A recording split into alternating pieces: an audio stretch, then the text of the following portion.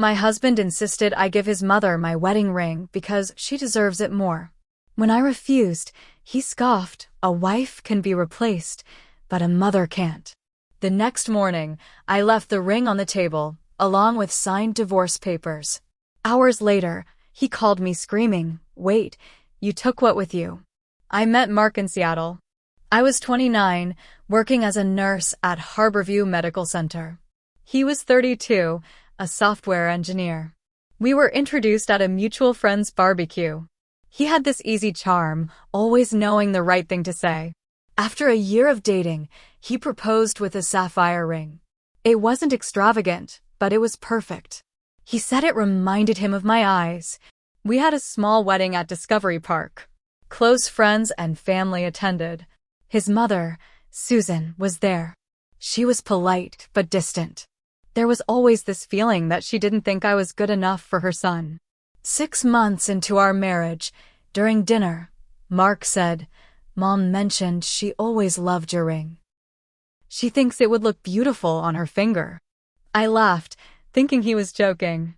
"That's sweet, but it's my wedding ring." He looked serious. "I know, but she feels she deserves it more. She never got a proper engagement ring from Dad. She thinks it's only fair." I was stunned.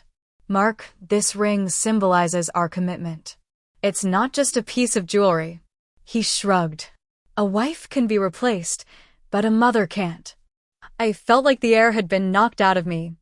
I couldn't believe what I was hearing. That night, I couldn't sleep.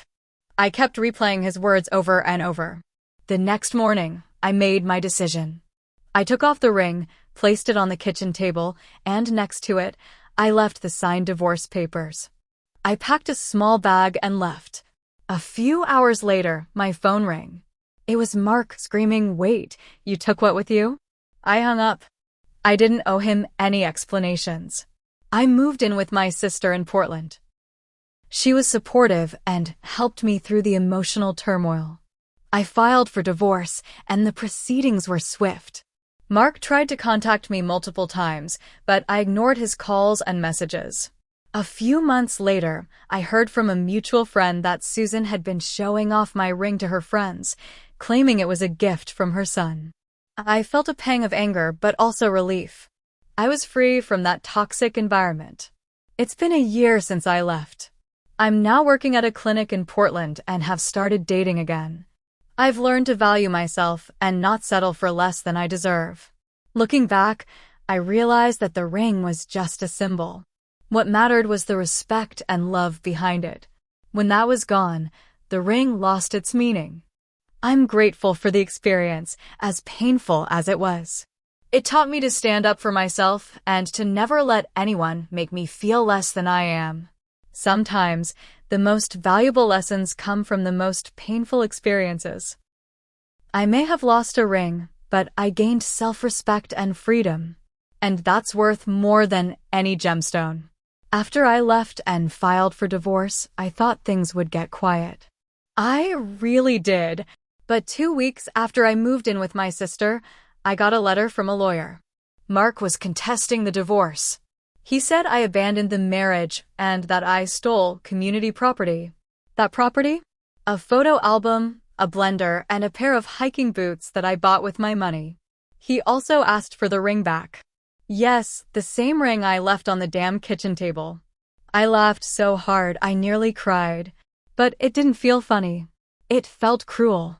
He was using the legal system to punish me for walking away. He didn't expect me to leave. He expected me to grovel, apologize, maybe offer to work through things. I got a lawyer. A good one. She was blunt with me. Said Mark wasn't going to let go easy. Said he might be getting help from Susan. That part didn't surprise me.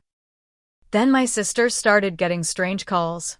Some blocked, some from numbers with no ID. Heavy breathing. No voice. At first, we ignored them. Then my sister's car got keyed. A huge scratch across the driver's side with the word whore carved into it. We reported it. The police took a report but didn't seem too interested. No witnesses, no cameras, no proof. Nothing we could do.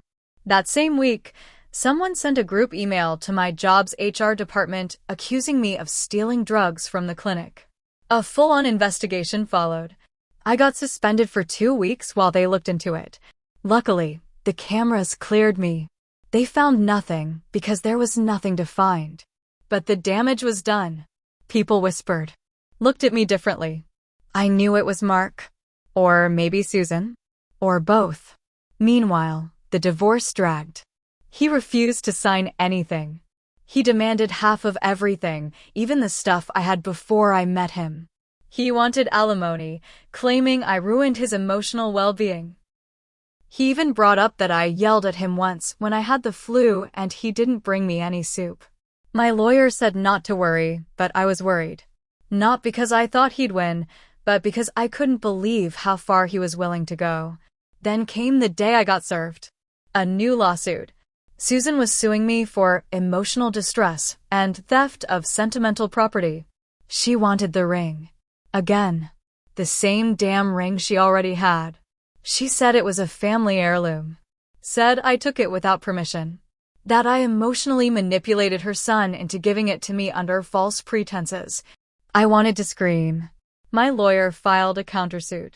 We gathered everything. Photos, receipts, texts, even the engagement video where Mark got on one knee and said, I bought this for you because you're the one I want to spend my life with.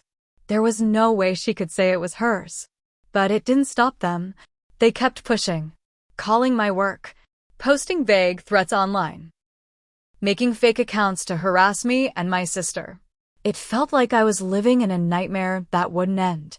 Then one day, my sister found an envelope on our doorstep. No stamp, just left there. Inside were pictures. Me at work. Me at the grocery store. Me walking my sister's dog. All taken from a distance. No note. Just the photos. My hands shook. My vision blurred. We called the police again. This time, they took it seriously. Started an investigation. We got a restraining order against both Mark and Susan. The photos crossed a line. That night, I barely slept.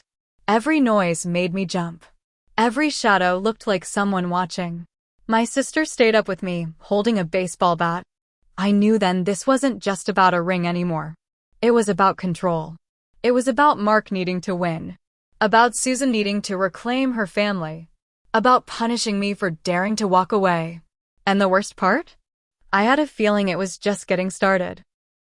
A few days after we filed for the restraining order, things went quiet. Too quiet. No more phone calls. No emails. No late-night stalking. For about 2 weeks, I started to think maybe the police scared them. Maybe it was over. I went back to work. My suspension had lifted, but people were still distant. Word spreads fast in small clinics. Even if you're cleared, doubt lingers in people's eyes. Then I got a call from a bank. Someone tried to open a credit card in my name. 2, actually. One in California, one in Nevada. I froze. The bank flagged it because of inconsistent information. Wrong birth date. But the social security number and address were mine. I had to lock down everything, credit reports, online accounts, even my medical records. The officer I spoke with said it looked like identity theft. I didn't even have to guess who it was. I told my lawyer. She said keep documenting. Keep reporting. But honestly, I was exhausted. I couldn't believe the person I once called my husband, someone I trusted enough to marry, was doing all this. Then my sister found something in the mailbox. It was a wedding invitation. To Mark's new wedding.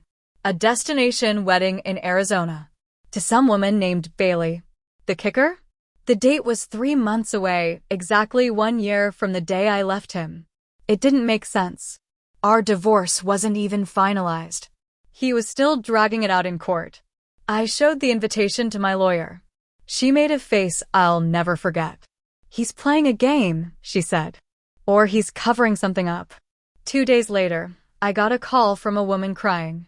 She didn't say who she was at first. Just sobbed and said, I'm sorry, I didn't know. I didn't know until I found the ring. Bailey. Turns out she found old court documents in Mark's closet. The ones we filed. The harassment report. The restraining order. The identity theft paperwork. He told her I cheated. That I stole from him. That I faked the documents because I was emotionally unstable. But the evidence didn't add up. Especially not when she saw the ring. The same sapphire ring. He told her it was his grandmother's. That it had been passed down for generations. She Googled my name. Found enough to reach out. I told her everything. I sent her screenshots. Call logs. The video of the engagement where Mark said the ring was brand new. That it reminded him of my eyes. She cried harder. She wasn't just engaged. She was pregnant. I told her to be careful. I didn't know what else to say. She was in love with him, at least, the version he showed her. And now she was tangled in the same web. The next day, she vanished. No calls. No texts. Number disconnected. I don't know if she went back to him. I don't know if she left. All I know is that a week later, someone broke into my car. Nothing was taken. But the glove box was ripped open and an ultrasound photo was left on the passenger seat. No note. No explanation. Just the photo. It wasn't mine. It had Bailey's name on it, in faded print. I called the police again. Showed them the photo. They filed another report. But without a witness or camera footage, there wasn't much they could do. My lawyer pushed harder for an emergency hearing. The judge finally granted it. Mark was ordered to appear in court to explain the delays and the harassment claims. Susan, too. They showed up. Together. She sat there like a queen, smiling. He looked smug. Like he thought this was all just theater. When the judge asked about the stolen identity and the fake accounts, Mark denied everything. Said I was paranoid and obsessive. That I had delusions of persecution. Then my lawyer handed over the flash drive. It had everything. The fake emails. The account creation logs tied to Mark's old IP address. A voicemail from Susan ranting about how I ruined her perfect family. The judge's face shifted. You could see the change in real time. Mark started to sweat. Susan's smile froze. We weren't done yet. My lawyer played the engagement video. The one where Mark gives me the ring and talks about picking it out from a jeweler downtown. Susan had claimed under oath it was an heirloom. The courtroom was dead silent. Mark stood up, tried to speak. The judge cut him off. There was no ruling that day. It was too much for one session. But I saw it. The tide was turning. Still, the second we left the courthouse, I couldn't relax. Because there was something in Susan's eyes. A flicker. Not fear. Not guilt. Something colder. Like this wasn't over yet. And somehow I knew she had one more move left to play.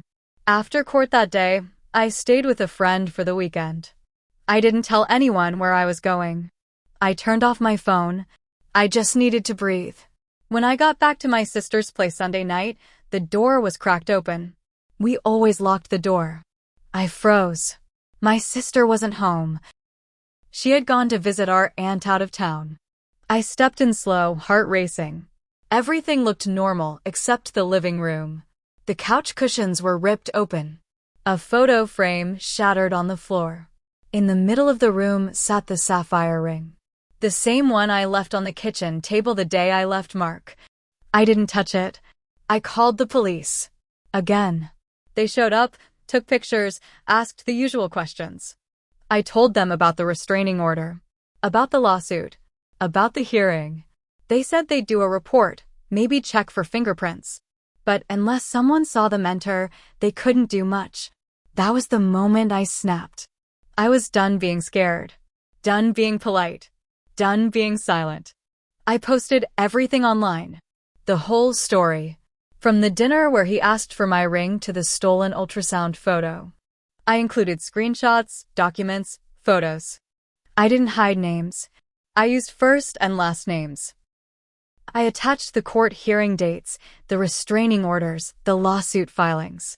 The post exploded. Within days, it hit the front page of Reddit, then Twitter, then Facebook. People started digging. Mark's company got wind of it. Susan's local social club removed her. People found out Mark had a history of sketchy behavior with exes, women who never came forward because they were too afraid or embarrassed. I got messages from strangers saying they believed me. Some shared their own stories. One even said she dated Mark briefly years ago and he had tried the same "give me your stuff for my mom" trick. Mark tried to fight back. He made his own post saying I was crazy and obsessed. He said I was bitter about the divorce and trying to ruin his life. But no one bought it. The evidence was too clear. Then the biggest twist came. Bailey came back. She posted her own statement. Confirmed everything I said. Added more. She said Mark pressured her into quitting her job, moving states, and giving up her apartment. She was living with him, isolated, when she found my documents. After she left, he found her, begged her to return, told her I made everything up. She went back. For a week. That's when he snapped. Got violent. She escaped and went to her cousin's place out of state. When she found my post online, she finally realized she wasn't alone. The court reopened our case. Mark was charged with violating the restraining order, harassment, and obstruction. Bailey pressed charges for assault. Susan was slapped with perjury and false claims. The heirloom ring lie unraveled fast once jewelers confirmed it was bought less than 2 years ago under Mark's name. But I wasn't spotless either.